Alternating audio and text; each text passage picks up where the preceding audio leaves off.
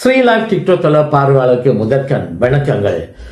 கடந்த வாரம் நீடசக்சன் மாநிலத்திலுள்ள ஃப்ரீட்லாந்து என்று சொல்லப்படுகின்ற ஒரு நகரில் உள்ள புகையிரத நிலையத்தில் ஓடுகின்ற புகையிரத்து ஒன்றுக்கு முன்னால் 16 வயதுடைய உக்ரைன் நாட்டைச் சேர்ந்த யுவதி ஒருவர் 31 வயதுடைய ஈராக் நாட்டைச் சேர்ந்த அகதி ஒருவரால் தள்ளி வீழ்த்தப்பட்டார். இவ்வாறு தள்ளி வீழ்த்தப்பட்ட இந்த 16 வயதுடைய உக்ரைன் நாட்டு யுவதியானவர் பின்னர் இறந்திருந்தார். தற்பொழுது இந்த 31 வயதுடைய ஈராக் நாட்டு அகதியுடைய நிலையின் காரணமாக நீடசக்சன் மாநிலத்தில் காரசாரமான விவாதங்கள் மேற்கொள்ளப்பட்டு வருகின்றது. அதாவது இந்த 31 வயதுடைய ஈராக் நாட்டைச் சேர்ந்தவர் டப்ளின் ஒப்பந்தத்தின் பிரகாரம் மற்றொரு ஐரோப்பிய நாட்டிலிருந்து ஜெர்மன் நாட்டுக்கு வந்ததாகவும் இந்த நபரை இவர் எந்த நாட்டிலிருந்து வந்தாரோ அந்த நாட்டுக்கு திருப்பி அனுப்புவதற்கு ஏற்ற நடவடிக்கைகளை நகர நிர்வாகம் மேற்கொண்டதாகவும் இதே வேளையில் இவரை கைது செய்து உடனடியாக அந்த நாட்டுக்கு திருப்பி அனுப்பப்பட முடியாத சூழ்நிலை ஏற்பட்டதாகவும் தெரிய வந்திருக்கிறது. இதன் காரணத்தினால் நீடசக்சன் மாநிலத்தினுடைய உள்ளூராட்சி அமைச்சரான பேரன் அவர்கள்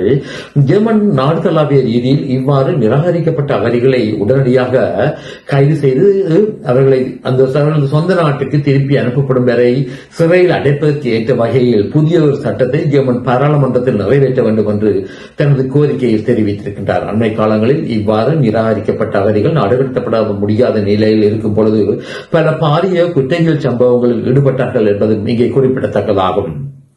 அண்மை காலங்களாக இவ்வாறு நிராகரிக்கப்பட்ட அகதிகளை நாடு கடத்துவதற்கு ஏற்ற வகையில் ஜெர்மனியின் தற்போதைய உள்ளூராட்சி அமைச்சரான அலெக்சாண்டர் டோபரிங் அவர்கள் பல நடவடிக்கைகளை மேற்கொண்டு வருகின்றார். குறிப்பாக ஆப்கானிஸ்தானில் உள்ள தாலிபான் ஆட்சியாளர்களுடன் ஆப்கானிஸ்தானிலிருந்து ஜெர்மன் நாட்டுக்கு வந்து அதிவிண்ணப்பம் மேற்கொண்டு நிராகரிக்கப்பட்டவர்களை திருப்பி அனுப்புவதற்கு ஏற்ற வகையில் நேரடி பேச்சுவார்த்தைகளை தாலிபான் அமைப்புடன் தான் மேற்கொள்ள உள்ளதாகவும் அவர் குறிப்பிட்டார் என்பது குறிப்பிடத்தக்கதாகும்.